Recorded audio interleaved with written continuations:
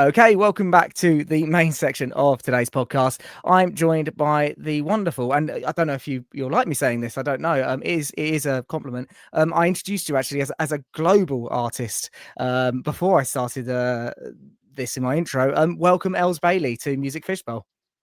Thank you very much for having me. It's very exciting to be here. No, thank you for coming on. Yeah, it's great to have a chat with you. I've obviously been a fan of yours for quite a while now, since the earliest days, and been around since your first album release and everything. And obviously we've got the new album coming out, which we will talk about. Yeah, no, thank you so much for coming onto the podcast. How are you, Els?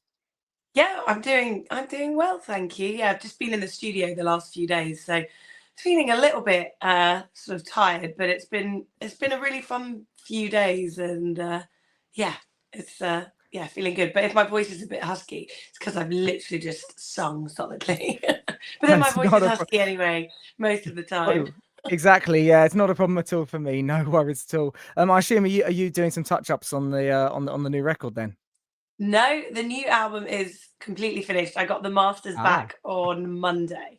So nice, the, excellent. the masters are finally here, and we've been making alt versions. So it's been really nice to revisit the songs actually and sort of re-envisage them in different ways, which is something that I always do on every album as well.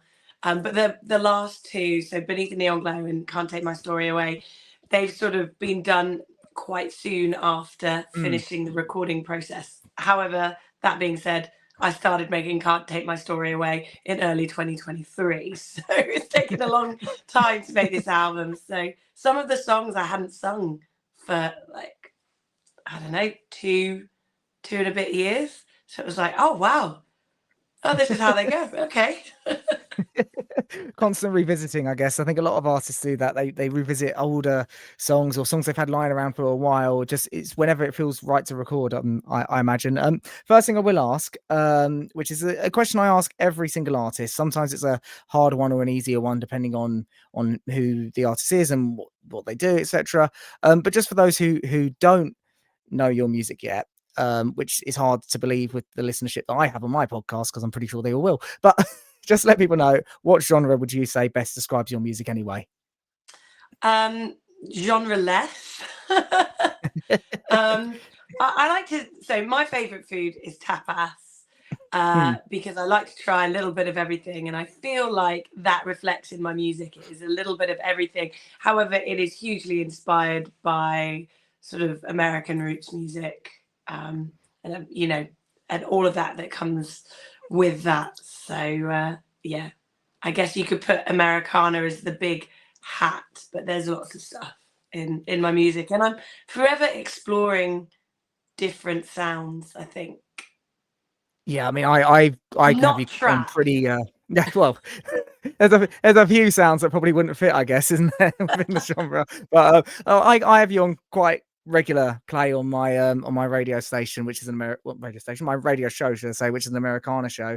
And yeah, I'm always playing your music. It just slides right in and fits so well. And as I say, I've been there sort of since the beginning, I guess, and seeing your whole journey, and it's been great to watch. And weirdly, I was there. What's quite a pretty significant night, and I found out it was quite a significant night of your career when I last spoke to you at the Ealing Blues Festival, and I was at the Frog and Fiddle in Cheltenham. For Yeah. those, because I know obviously that's when I first met you and had a chat with you as well for the first time, and that's the night where you met your backing singer Demi Mariner, who went to the same I mean, university as me, I believe. I'm just gonna rephrase that, because like in no way is she my backing singer. Well, yeah, she's an artist She in is her an own right, amazing and she's artist in her fantastic. own Yeah, right, and I'm so lucky that she comes and performs on yeah, stage with me. But I always, again, I know you know how amazing she yeah, is. But yeah, we met at the Frog and Fiddle. Was it like December 7th, I think, yeah, 2017? So yeah. it It, was the it was a cold Wildfire night. tour.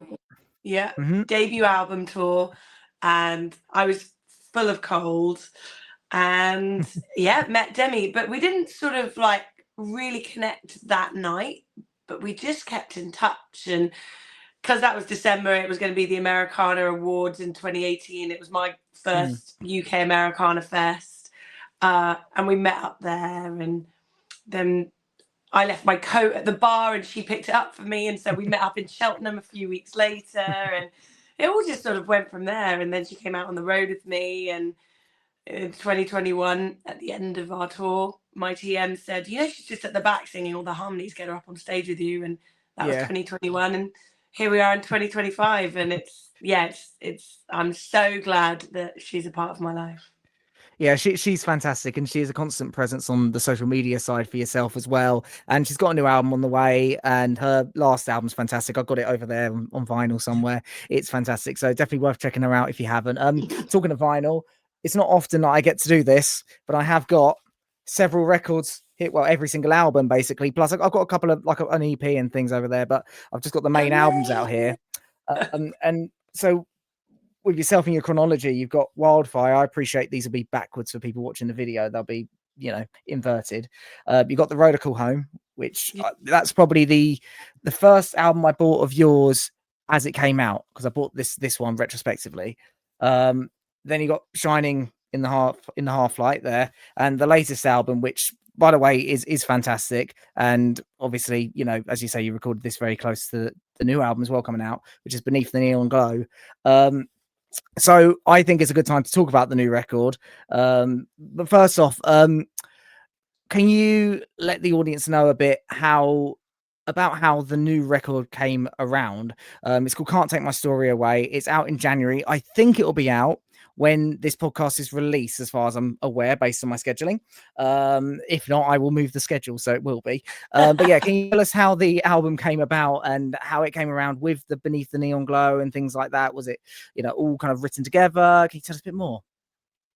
No, so it was not written together. Beneath the Neon Glow and Shining in the Half Light and Road I Call Home, I call them like snapshots of my life, because they were written. There might be a stray song here or there that were written further away, but generally they're written in clumps, and they just feel like that's me in that moment at that time, and a celebration of that. Whereas Can't Take My Story Away has been written over almost 10 years, and there were songs that I wrote very early on that probably could have ended up on Road I Call Home. But it just turned out that another song sort of came in, and it felt like, actually, no, this feels like that moment. And so they sort of sat there they've not been forgotten, but they've just been waiting for their home. And so that's very much what Can't Take My Story Away has been like. And I think Can't Take My Story Away didn't even start as the idea that it was going to be an album. And I was due to make, so it's quite a long story, and I was due to make what would become Shining in the Half Light.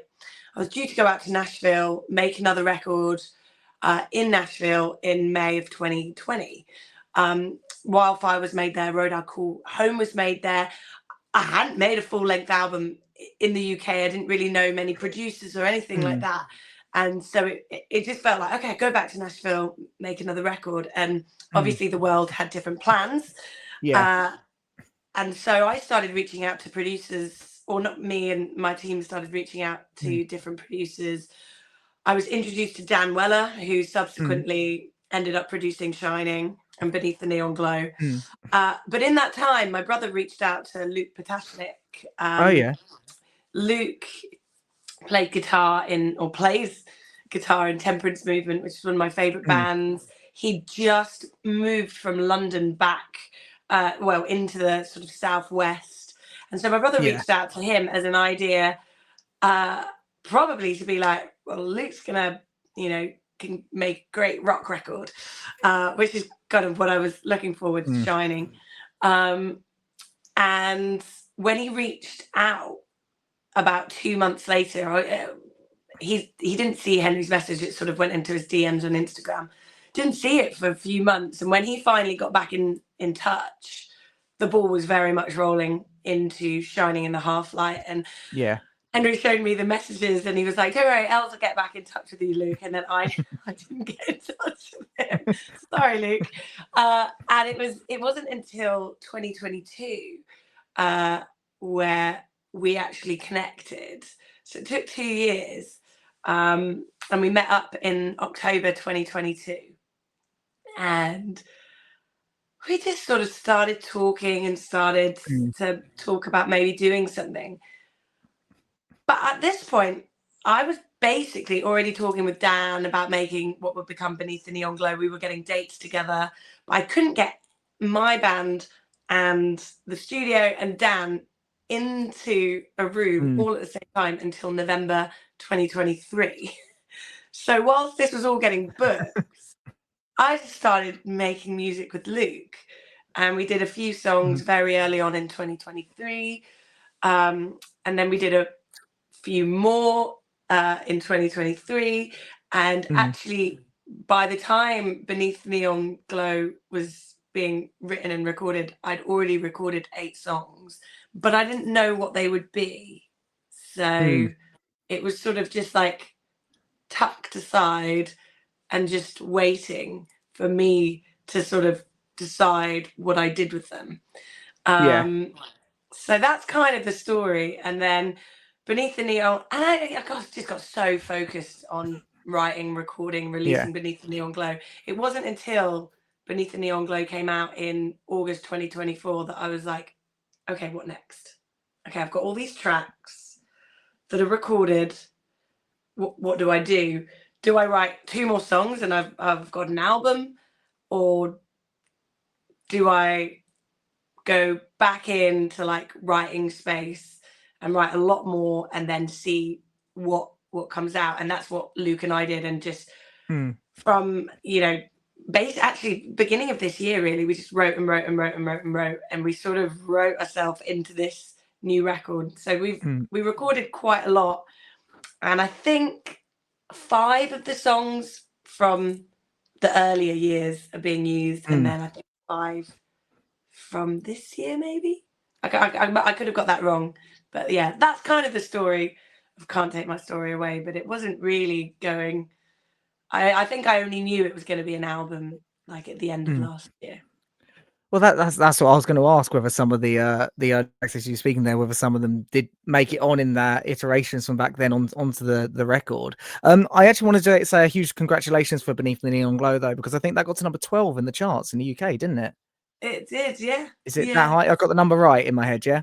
Yeah, you did completely right. Well done. Yeah, such a just wild thing, and that's just because my fans are the most amazing fans and supported me. And I make music because I have such incredible fans who support, who, like you, buy the records, who buy the vinyl, like in an industry that it is so broken. The fact that I have people that still buy physical product blows my mind, and it's that which allows me to go in and make a whole other record. So well, let's talk further about the new record then. So Can't Take My Story Away. I could be quite I don't know what the word would be, but I could say, what's the story behind the themes? But I'm going to say, are there any themes in the album that are that run through the record, or is it all quite independent and just a load of individual tracks that work as a whole? Or how did you start? What were you writing about effectively to make this new album?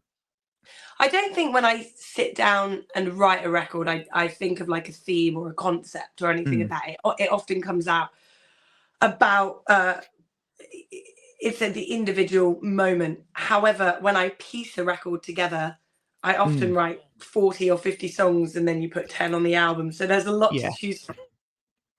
And that's been the case here as well. I'd say if Beneath the Neon Glow is an album about love, which is very much what it is about, Can't Take My Story Away is an album about relationships, and loads of different sort of themes on relationships. So you've got your own relationship with yourself, your relationship with the world. There's about breaking free of bad, toxic relationships. there's tracks about celebrating the people that love you because of who you are, who love all the worst bits about you, and yet they still love Yeah. you. So that's what Can't Take My Story Away is about. I guess I was reading some descriptions, that have been put up on things like Amazon and things like that in preparation for this, and it comes across as if this is a record with quite a level of vulnerability to it. And I guess it would be if you're speaking about not just romantic relationships, but all relationships, because sometimes they can even cut deeper than that, I guess, can't they? Yeah, definitely. And I mean, to be honest, Beneath the Neon Glow was a vulnerable record as well. And there's really moments of sort of maybe even despair at times. But Yeah. both of these albums seem to have a real joy that threads through them. Yeah. And I listen to Neon Glow and I think, gosh, even though some of the lyrics are like really heavy, it sounds really joyful. And that's Yeah. exactly the same with Can't Take My Story Away. I describe it as like a little bit of light has got threaded in to the songs, and that's what you hear when you listen to them. Yeah, exactly. I mean, you get that exactly in songs like 1972 on the previous record. And we've actually got a song out as I speak. Anyway, I'm assuming there's going to be more out by the time this episode's the album will be out, to be honest, but there'll be more as well. But we have got one track already out, which is Growing Roots, which I've been listening to almost on repeat since it's come out. It's a great tune. Can you just tell us more about that song individually as well, and then we'll talk more about the album further? So Growing Roots was one of the songs from 2025, and it was as Luke and I just were writing, getting in a room 2 or 3 times a week. And I just got back from Fuerteventura. My husband and my son go I say we go every year. We've been 2 years in a row, so it feels like we go every year. And we love it there. And I like to go off running, and the sun rises over the sea, and the sea is wild, and it was so windy. And I just saw it and I was like, I love it when the I can't even think of the lyrics now. I love it when the wind blows wild and the sun, it sets the sky on fire. And I was like, and I was tired from being on tour. I was really run down. And I was like, oh gosh, it feels nice to just stop, to grow roots, to be, together. And that's kind of where the song came from. And I took back this sort of idea of a first verse to Luke, and out of it came Growing Roots. And I love the song. It feels, as soon as we wrote it, I was like, this is definitely going on the album. Has a feeling that it could possibly be a first single, and that's exactly where it ended up. So yeah, exactly. This album's it's 10 songs, isn't it? If I have a look, yeah, 10 songs. it's No, 11. 11 songs. Sorry, 11, because it's got 6 on side 1, hasn't it? Yeah, so it's 11 songs. My maths ain't that good. But it's 11 songs, and this is the second track on the album. Yeah. How do you go about? And this is something that I've had to do myself recently. How do you? Because I find it quite difficult. How do you go about sequencing an album?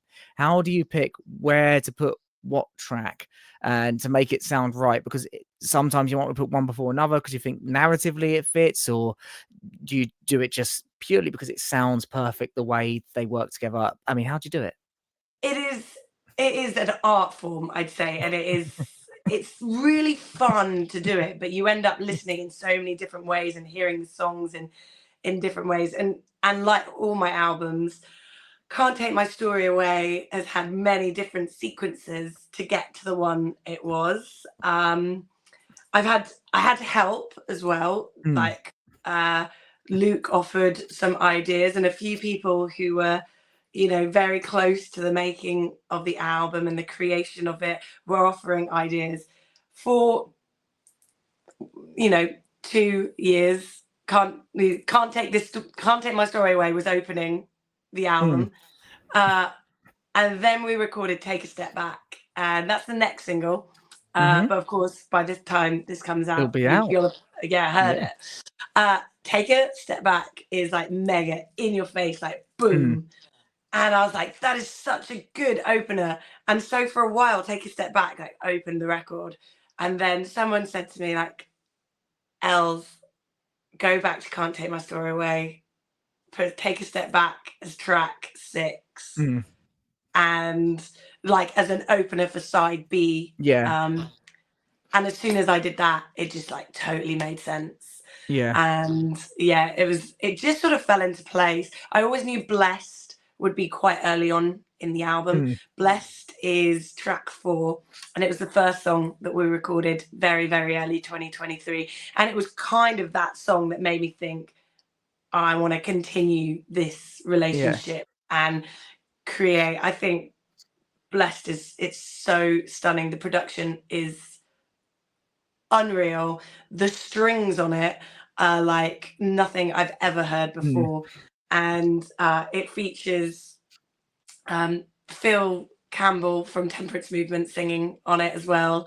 And Amy Yon. And Amy and I used to live on the same street, and so that's how I know her. And then she went off and met Luke totally separately up in London, and so it was really nice to come back together and with all of us and record. So yeah, I always knew Blessed would be there, and then Constant Need to keep going. It just felt like the perfect like side A closer. So yeah. Well, yeah. So there's quite a few. There's some collaborations on the record, and there's obviously going to be quite a few other people on the album. Can you tell us more about who is featuring on the album? Because I know, like, you know, your touring guitarist, he regularly features on other blues records and things as well. Like, these are names that people will know. Can you let us know who's on it? Yeah, so this album has not been recorded with my touring band. So on this album, Luke is playing guitar. Ethan Johns is playing percussion. He plays like drums alongside Jeremy Stacey on 2 tracks. Jeremy Stacey plays drums on the whole album. But yeah, for the last tracking session we did, where we recorded 7 songs, I think, Ethan is playing drums or percussion. We've got Tim Harris on bass and Rich Corson on keys, and then a variety of different players on strings and trumpet, saxophone. Ian Bellamy on saxophone. Neil from the Dap Kings playing trumpet as well. So it's a real sort of stellar, studio band. And I mean, like I said, I've just been in the studio the last few days, and I sort of had to pinch myself a little bit. I was like, I can't believe I'm in rooms with people who have made or produced some of my favorite albums. I remember when I first met Ethan, I've not told him this.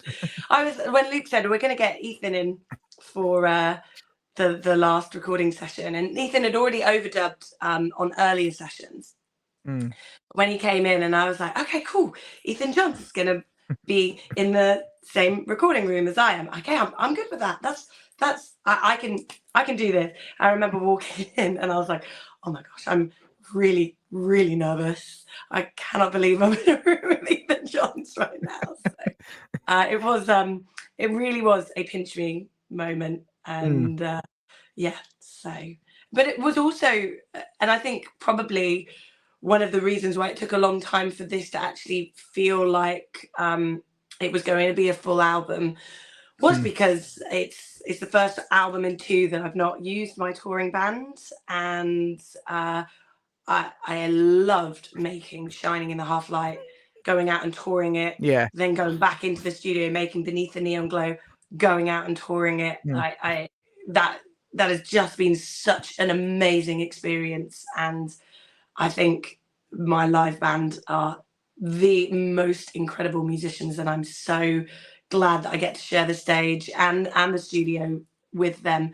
But it was a bit different, to go in and be like, okay, I'm making a record with a different band. But it was very much Luke's vision of, this is what I the album I want to make. These are the players that I want in the room, to envisage, what he could hear from these songs. And it has so much been a collaborative experience between Luke and I, and we've basically written most of the album together. So it's been like an amazing experience, to sort of grow this album with Luke. Who's who of a cast when it comes to people playing on this album for sure. And it's testament to all the being able to play with these people that you've admired. It's obviously testament to all your hard work and everything you do. And let's talk a bit about not just working hard but also your touring band now, because you are going on tour to support this album, aren't you? Yes. So and it will be that's next year. Well, for us now, actually, it's this year. Actually, for the recording, shall I say? 2026. Yeah. So I'm going out with my live band. So Joe Wilkins on guitar, who's played with me for years. So Johnny He's Henderson. so good. Oh, he's so good. So good, isn't he? Oh, when he plays, and I love seeing him in other projects as well. He's just got such beautiful tone. My whole band are so amazing. But this time round, we are also adding trumpet and saxophone to the UK dates as well, which is exciting. And as you've heard on Growing Roots, there is there's saxophone, there's trumpet on this album, and I wanted to make a thing of it and feature them on this tour. Yeah, definitely. I will be coming to the London date for sure, and I'll be coming with my friends who you will know who they are. But we'll make sure we're all there. Really looking forward to that, because I will say, of all the times I've seen you, it was only the first couple of times I saw you with a full band, and the next few times I saw you was actually acoustically. So seeing you at the Evening Blues Festival with a full band, you and Joe, exactly, and seeing you with a full band again at the Blues Festival really just ignited the spirit in me again to see you live with a full band again. So I'm so glad it's coming around. Actually, even as we talk, it's not really that far off when you think about it. I also want to talk about how people can get hold of this album as well, because there's lots of different variants and ways to get it. I've chosen the Amazon exclusive variant because I just love the color of the vinyl, so I've gone for that one. I know of people who have gone onto your website and pre-ordered as well. So can you tell people about how they can get a copy of your album and what's out there for them to buy? Yeah, so there is lots of different vinyl variants. So from my store, there's a store exclusive vinyl variant. You've talked about the Amazon vinyl variant, and there's an Amazon sort of CD exclusive as well. The artwork is stunning. I've used Alicia Ray on my last 3 albums. She is just a genius, and she just turns the music into physical pieces of art. So that's how I look at them. There's just this piece of art. And so you can get them from my official Can't Take My Story Away store. You could get them from Amazon. You can get them from indie record stores. There's an exclusive indie record sort of Coke bottle color vinyl. I'm going, or maybe out on tour already, depending on when this podcast drops. I'm doing an in-store tour as well, so please do come out and find me for those, and there I'll be doing a meet and greet and a exclusive performance of some of the songs as well. So lots of different versions. You can download the album, and we've got this brand new, I feel it's brand new to me. It's a kit album which has sort of come over from Korea, and I've seen these a lot, they're great. I've got Jagged Little Pill on kit album. I was like, this is fab. And you can add lots of different stuff to it. So we've got 3 videos that you can have on the album as well, which is actually what we've just gone and recorded the last couple of days. So we did that on Monday. And Chris Barris came and filmed them, and I'm so excited to see them. They've got such a vibe to it, and Chris is such an amazing editor as well as being a rock star. He is amazing. I love Chris. He's great. He's so great. So they're going to go on the Kit album. There's lots of different ways that you can get this record, and this feels, I'm going to let you into a little secret, because obviously we're filming quite far ahead of schedule. Yeah. I've only just announced the album. Growing Roots has just come out. This is my first album interview. So this is the first Is time it? I've officially spoken about Can't Take My Story Away. So hopefully Glad I'll be really to. smooth at it by the end of their campaign. But this is the first time. So Well, you've I'm been still sort of honing absolutely. my stories. You've been absolutely perfect, honestly, and thank you for letting me be the first one to get a crack at interviewing you about this album. We before we wrap up, we should let people know, for those who for some weird reason aren't. Can you let them know where they can find you and follow you on social media and things like that as well? And then we'll wrap up after quickly when we stop recording. Yeah, so my website's ellesbailey.com, and that will sort of take you in all different directions that you need to, but you can find me at just at Elles Bailey on most of the social media sites. I've taken myself off a few of them for reasons I don't need to explain. But I'm very much on Facebook and Instagram, and apparently on TikTok and Threads. So there you go. Excellent. Well, I will put all links and things in the description below for people to make it nice and easy. But an easy way will obviously just go to one of the social media profiles, and there'll be some kind of link that takes you everywhere. But Els, I would like to say a huge thank you for coming on to Music Fishbowl. It's been an absolute honour to interview one of my favourite artists. So thank you so much for joining me, and we'll wrap up quickly afterwards. But yeah, huge thank you to you. Thank you. I have a question for you. Of course. Because obviously you've been here since the beginning, since Wildfire. What's your favourite Elles Bailey album? Mine, you know what? It was Road to Call Home, but now it is Beneath the Neon Glow. With repeat listening, it gradually just kept going further and just took over. And now it's like, by far my favorite. I actually listened to it today on the way home from work just to make sure I was in the zone to interview you. So I absolutely love that record now. That's by far my favorite. Oh, I love it. And what's your favorite Elles Bailey song? I mean, that's a hard one. Or not. Well, it is a hard one because I've got to think of a few. You know what? I'm going to go for a classic. I'm going to go for What If I? Which I know is a huge song, but it's just because classic. I was like, What If I've that song for me was a university, because I was at university when I saw you. Obviously, that was a university soundtrack, basically. So I'm going to go with that because that one's the one that takes me back the most, I guess. But yeah, I mean, yeah. Can I tell you something? Because this is like full circle moment right now. I wrote that with George Montague, and we first met at the Frog and Fiddle, which is where we first met. Yeah. Jesus, so really? Wow. Well, there we go. All full circle. All full circle. Amazing. Thank you, Els, so much for coming onto the podcast. As I say, we'll wrap up quickly afterwards. But thank you for coming on. Pleasure. Thank you. No worries. Thank you.